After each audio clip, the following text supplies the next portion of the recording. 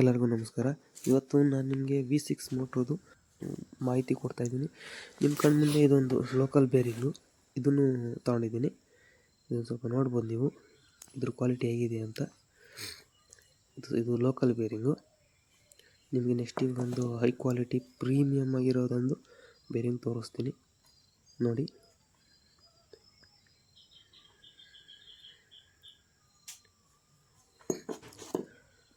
ಈ ಬೇರಿಂಗ್ ಇದೆಯಲ್ಲ, ಈ bearing one of the highest premium high quality bearing. ನಿಮಗೆ ಮೋಟ್ರು ಬೇರಿಂಗಲ್ಲಿ ಬಳಸ್ಬೇಕಂದ್ರೆ ಈ ಬೇರಿಂಗ್ ಬಿಟ್ಟರೆ ಮತ್ತೊಂದು ಇನ್ಯಾವುದೂ ಇಲ್ಲ.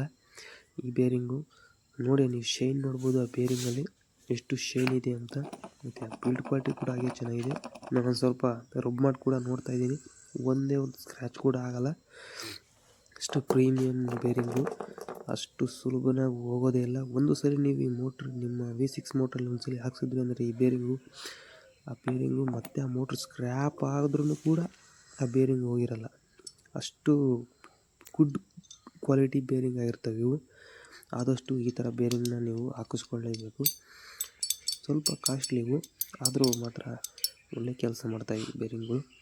ನಿಮ್ಮ ಮೋಟ್ರ್ ಒಳಗೆ ಎಂಥ ಮಣ್ಣು ಬಂದರೂ ಕೂಡ ಈ ಬೇರಿಂಗ್ ಹಾಳಾಗೋಕ್ಕೆ ಚಾನ್ಸೇ ಇಲ್ಲ. ಹಂಗೆ ಅವನು ಎರಡನ್ನೂ ಜೊತೆ ಇಕ್ಕಿದ್ದೀನಿ, ವ್ಯತ್ಯಾಸ ನೋಡಿ ಕಂಡುಹಿಡಿಬೋದು. ಆ ವ್ಯತ್ಯಾಸ ನೋಡಿದ್ರೆ ನಿಮಗೆ ಗೊತ್ತಾಗುತ್ತೆ ಯಾವುದು ಒಳ್ಳೆ ಕ್ವಾಲಿಟಿ ಬೇರಿಂಗ್ ಅಂತಾನೆ. ಈ ಥರ ಬೇರಿಂಗ್ ಬಳಸ್ಕೊಂಡು ನಿಮ್ಮ ಮೋಟ್ರ್ ಲೈಫ್ನ ಹೆಚ್ಚಿಸ್ಕೋಬೋದು. ಹಾಗೆ ಒಳ್ಳೊಳ್ಳೆ ಇನ್ಫಾರ್ಮೇಷನ್ಗೆ ನನ್ನ ಚಾನಲ್ನ ಫಾಲೋ ಮಾಡ್ಕೊಳ್ಳಿ.